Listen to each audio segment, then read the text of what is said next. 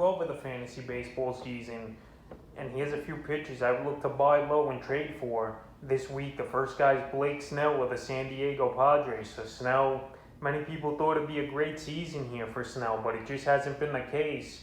But the other pitchers they acquired in trades this offseason have been better for the Padres, and Joe Musgrove and Yu Darvish. And so far this year for Snell, 66 in a third, 3-3 record, 63 hits, 39 earned runs, 10 homers, 40 walks, which obviously has been the Achilles heel here. A 5.29 ERA and a 1.55 WHIP with only 2 quality starts on the season. But I think Snell, he still has a lot left in the tank, and I think he's going to turn things around. And right now, it's definitely the lowest his value will be all season. And the last couple weeks for Snell, 12 and a third, 1-1 record, 18 hits, 10 earned runs, 2 homers, 8 walks, 10 Ks, a 7.30 ERA, and a 2.11 WHIP on the season for Snell. So Snell, he's not going deep into games. He hasn't gone 6 or more innings since June 4th, so that was almost a month ago here for Snell. And he's not getting anything accomplished or anything done really here for fantasy owners of the San Diego Padres over the last few weeks. So the last couple outings, June 11th at the Mets, 4 innings got the loss, 5 hits, 3 earned runs, 3 walks, 4 Ks, a 6.75 ERA and a 2 WHIP. June 16th at the Rockies, he got bombed 3 and a third, 9 hits, 7 earned runs, 2 homers, 2 walks, 1 K, an 18.90 ERA and a 3.30 WHIP. And then yesterday versus the Los Angeles Dodgers, he actually pitched a good ball game as Blake Snell. 5 innings, got the win, 4 hits, no runs, 3 walks, 5 Ks, a 1.40 WHIP. But obviously he didn't get a quality start. He didn't go that deep into ball games.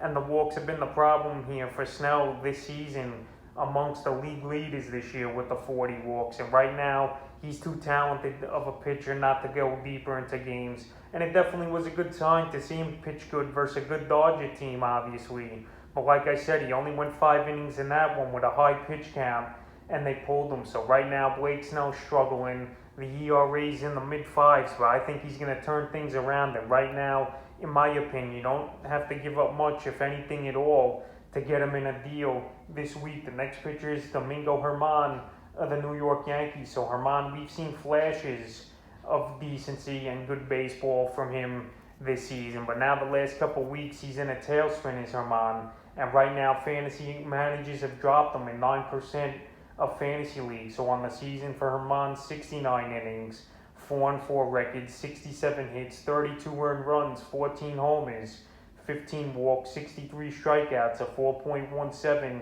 ERA, and a 1.19 WHIP with 5 quality starts. But the last couple weeks here for Germán, 8 and a third, 0-1 record, 17 hits, 11 earned runs, 2 homers, 3 walks, 8 strikeouts, 11.88 ERA, and a 2.40 WHIP. So right here, the last couple weeks, he's been getting hit hard and not lasting deep into ball games. But I think Germán, he's going to take a step back, and he's going to start pitching well once again here. He had a good flashes in May, but here in June, it hasn't been good for Germán. But he's on too good of a Yankee team, and this guy's got so much talent that it's going to be hard for him not to turn things around, in my opinion. So the last few outings for Germán, June 6th versus Boston, 5 2/3, no decision, 3 hits, 1 earned run, a homer, 2 walks, 3 Ks, a 1.59 ERA, and an 0.88 WHIP. June 13th at Philly, got the loss, 10 hits, 7 earned runs, a walk, 2 Ks, a 14.54 ERA, and a 2.54 WHIP. And June 19th versus Oakland, 4 innings, no decision, 7 hits, 4 earned runs, 2 homers, 2 walks, 6 Ks, a 9 ERA, and a 2.25 WHIP. So right now, he's not going deep into games. And fantasy owners, like I mentioned, they're frustrated with him, dropping him in 9% of fantasy leagues.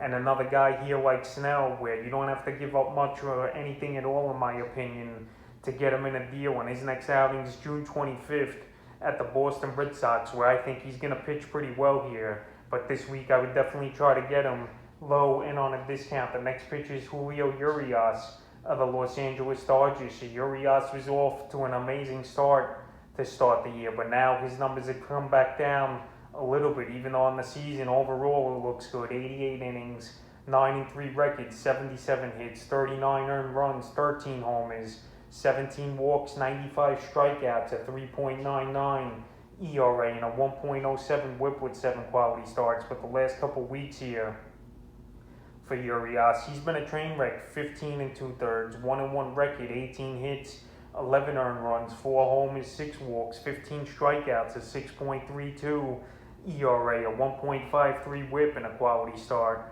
And let's go a little deeper with the numbers here. In the last month, his ERA is a 6.31. So right now, teams are hitting him. He's another pitcher, just not going deep into games of late here is Yurias. The last couple outings haven't been great for him. June 15th versus Philly, 5 and 2/3, 6 hits, 2 earned runs, a homer, 2 walks, 5 Ks, 3.18 ERA, a 1.41 whip.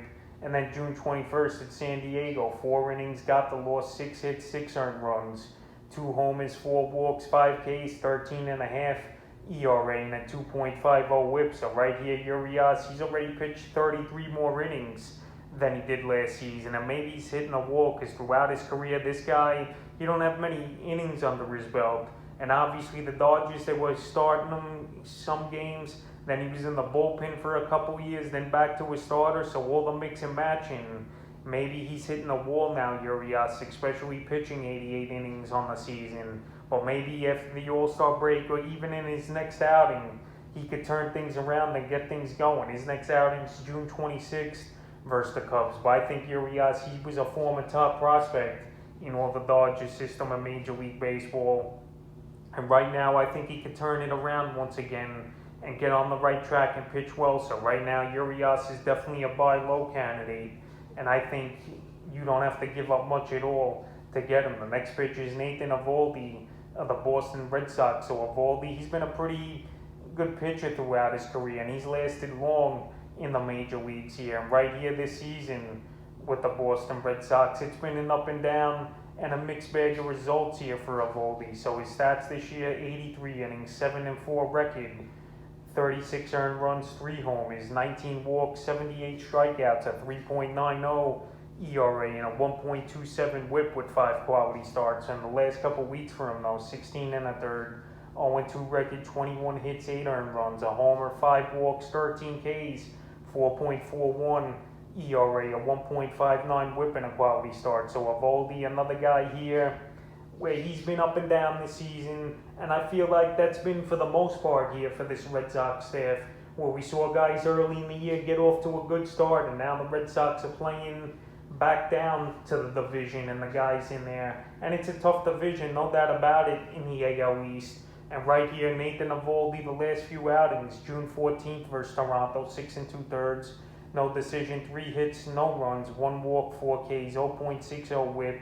And then his latest outing, June 20th at Kansas City, 4 innings, got the loss, 7 hits, 3 earned runs, a walk, 4 Ks, a 6.75 ERA, and a 2 whip. And his next outing is June 26th versus the New York Yankees. So right now, Avaldi, he's not on many people's radar. He's been dropped in 4% of fantasy leagues so far this week, but I think he's a guy you definitely could buy low. And another guy, like I mentioned, with Snell and Yurias, that you don't have to give up much, if anything at all, to get him on your roster. Maybe a minor hitter that's on your bench or in one of your utility spots and not really contributing, because I think Avaldi, he still has a lot left in the tank, and he could be a quality starter at the back end of your rotation on your fantasy roster. And the 5th and final pitcher I look to trade for and buy low this week, Zach Gallen of the Arizona Diamondbacks. I know Gallen just came off injury, and this Diamondback team this season, and one of the worst teams in all of Major League Baseball over the last few seasons,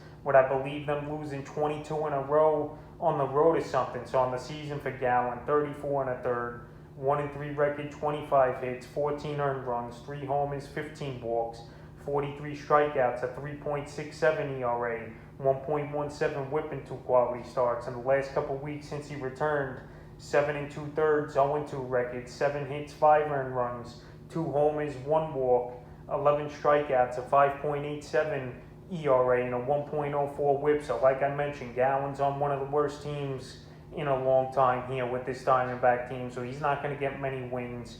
And the ERA so far hasn't been good in his first 2 outings since he returned here. He hasn't gone deep into games in the last few outings for him. June 17th at San Francisco, 2 2/3.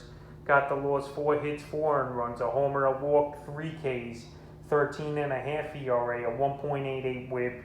June 22nd versus the Brewers, 5 innings, got the loss, 3 hits, 1 earned run, a homer, 8 Ks, a 1.80 ERA, and an 0.60 WHIP. So right there, his last outing was very encouraging here for Gallen, but he's not going to get many wins. They're going to take it easy with him, in my opinion, from coming off injury. And plus, he's in a tough division where a lot of these teams could hit the baseball, like San Diego, like the Dodgers, and even San Francisco, obviously, who are in first place so far here in the early going in the NL West. So right now, it's a tough division. He's on a horrible team, and I don't think you got to give up much to get him. And I still think he's going to be a quality pitcher this season. And he went early in fantasy drafts, 5th, 6th round.